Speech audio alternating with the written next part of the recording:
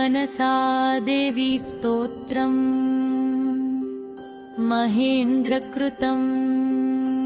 देवी त्वां स्तोतुमिच्छामि साध्वीनां प्रवरां परां परात्परां च परमां न हि स्तोतुं कृच्छमोदनां। स्तोत्राणां लक्षणं वेदे स्वभावाख्यानतः परम् न क्षमः कृतिं वक्तुं गुणानां तव सुरते। शुद्धसत्त्वस्वरूपा त्वं कोपहिंसा विवर्जिता न च शब्दो मुनिस्तेन त्यक्तया च त्वया यतः। मया पूजिता साध्वी जननी च यथारदितिः दयारूपा च भगिनी क्षमारूपा यथा प्रसूः। त्वया मे रक्षिताः प्राणा पुत्रदारा सुरेश्वरी। अहं करोमि त्वां पूजां मम प्रीतिश्च वर्धते। नित्यं यद्यपि पूज्या त्वं भवेरत्र जगदम्बिके तथापि तव पूजां वर्धयामि पुनः पुनः।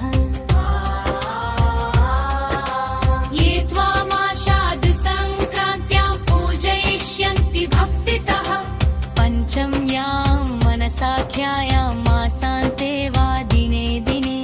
पुत्रपौत्रादयस्तेषां वर्धन्ते च धनानि च यशस्विना कीर्तिमन्तो विद्यावन्तो गुणान्वितः। ये त्वां न पूजयिष्यन्ति निन्दन्ति जानतो जनाः लक्ष्मीहीना भविष्यन्ति तेषां नागभयं सदा। त्वं स्वर्गलक्ष्म्यः स्वर्गे च वैकुण्ठे कमलाकला। नारायणांशो भगवान् जरत्कारुर्मुनीश्वरः। तपसा तेजसा त्वां च मनसा ससृजे पिता। अस्माकं रक्षणायैव तेन त्वं मनसाभिधा। मनसा देवी तु शक्ता चात्मना सिद्धयोगिनी। तेन त्वं मनसा देवी पूजिता वन्दिता भवे।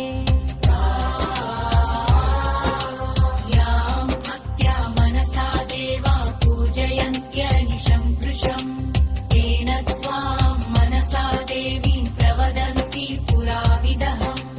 सत्त्वरूपा च देवी त्वं शश्वत्सत्त्वनिषेवया।